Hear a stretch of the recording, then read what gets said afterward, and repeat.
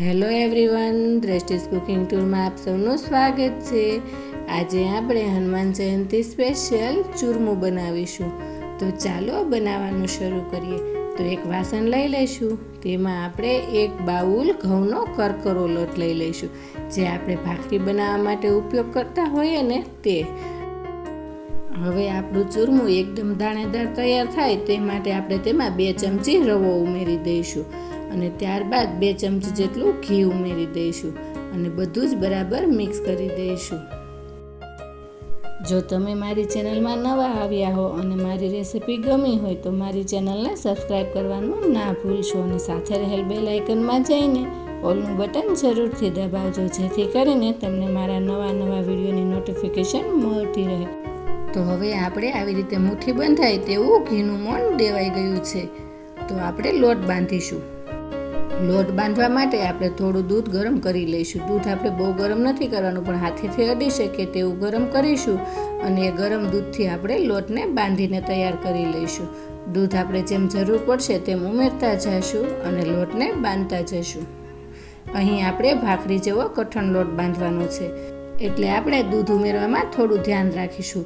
હવે જ્યારે તમને એવું લાગે કે હવે લોટમાં દૂધની જરૂર નથી, ત્યારે બંને હાથેથી લોટને આવી રીતે 2 થી 3 મિનિટ માટે સારી રીતે મસળી લેવો। જેમ આપણે લોટને મસળશું ને તેમ આપણું ચૂરમું એકદમ સરસ ચીકાસવાળું તૈયાર થશે। તો બસ આવી રીતે લોટને એકદમ સરસ મસળવાનો છે। 2 થી 3 મિનિટ બાદ બધો જ લોટ ભેગો કરી લઈશું અને એકદમ સરસ રીતે તેને મસળીને આવી રીતે તૈયાર કરી લઈશું। તો અહીં આપણો લોટ બંધાઈને તૈયાર થઈ ગયો છે। હવે આ લોટમાંથી આપણે મીડિયમ સાઇઝના લુવા તૈયાર કરી લઈશું। હવે આપણે એક લુવાને લઈ લઈશું અને તેની ભાખરી બનાવીશું। ભાખરી વણતી વખતે તે થોડી આવી રીતે કોરું ફરતી ફાટશે, કેમ કે આપણે એકદમ કઠણ લોટ બાંધ્યો છે ને તેટલા માટે। પણ તમે થોડી ધ્યાન રાખીને વણીશો ને તો તમારી ભાખરી એકદમ સરસ વણાઈ જશે અને આવી મીડિયમ થીક ભાખરી આપણે વણી લઈશું। હવે આપણી બધી જ ભાખરી વણાઈને તૈયાર થઈ ગઈ છે। તો એક માટીની તાવડી ગેસ ઉપર ગરમ મૂકીશું અને તે ગરમ થાય એટલે તેમાં આ ભાખરીને આપણે બંને બાજુ એકદમ સરસ શેકી લઈશું। તો આવી રીતે ભાખરીને પહેલાં એક બાજુ રાખીશું અને 2 મિનિટ બાદ તેને હળવેકથી પલટાવી લઈશું અને બીજી બાજુ પણ એકદમ સરસ રીતે તેને શેકી લઈશું।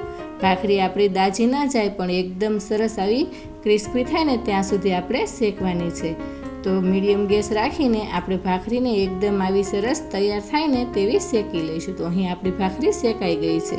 તો તેને આપણે એક પ્લેટમાં લઈ લઈશું અને ત્યારબાદ આપણે તેમાં બીજી ભાખરીને પણ તેવી જ રીતે શેકી લઈશું।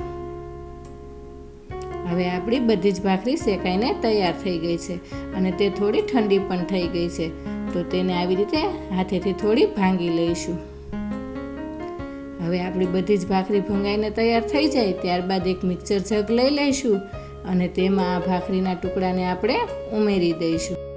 હવે આપણું ચૂરમું એકદમ દાણેદાર તૈયાર થાય ને તે માટે આપણે મિક્સરને એકસાથે નહીં ચલાવીએ, પણ અટકીને ચલાવીને આવો એકદમ દાણેદાર પાવડર તૈયાર કરી લઈશું।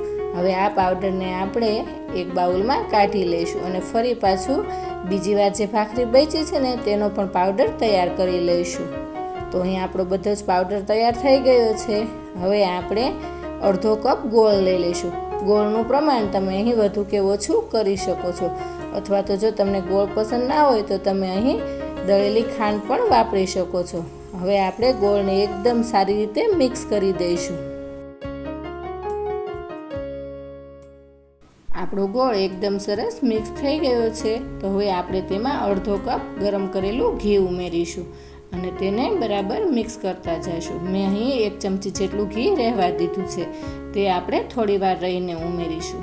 તો આવી રીતે બધું જ બરાબર મિક્સ કરી અને ત્યારબાદ બંને હાથે એકદમ સરસ આવી રીતે મિક્સ કરી દઈશું, જેથી ગોળની કોઈ કણીઓ રહી ગઈ હોય ને તો તે ભાંગી જાય અને આપણું ચૂરમું જેમ આવી રીતે મસળશું ને તેમ એકદમ સરસ ચીકાસવાળું તૈયાર થશે। તો હવે આપણે 1 ચમચી જે ઘી બચાવીને રાખ્યું હતું ને તે પણ ઉમેરી દઈશું અને બધું જ બરાબર મિક્સ કરી દઈશું। આપણું ચૂરમું આપણે હાથમાં લઈએ તો આવી રીતે એકદમ સરસ આવું ભેગું થઈ જાય ને તેવું રાખવાનું છે। હવે ચૂરમામાં આપણે 1 ચમચી જેટલા ઝીણા સમારેલા કાજુ બદામના ટુકડા અને અડધી ચમચી જેટલો એલચી પાવડર ઉમેરી દઈશું અને ત્યારબાદ એક ચપટી જેટલું જાયફળને ખમણીને ઉમેરી દઈશું અને બધું જ બરાબર મિક્સ કરી દઈશું.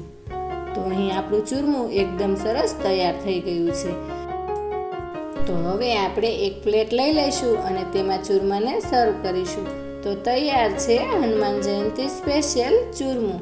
તો તમે એકવાર આ સ્વાદિષ્ટ ચૂરમું જરૂરથી બનાવજો અને કોમેન્ટમાં જણાવજો કે તમને મારી આ ચૂરમાની રેસિપી કેવી લાગી. અને આ સાથે મારી ચેનલને લાઈક, શેર અને સબસ્ક્રાઈબ કરજો. તો આવી જ નવી નવી રેસિપીઓ સાથે આપણે ફરી મળતા રહીશું દ્રષ્ટિસ કુકિંગ ટૂરમાં.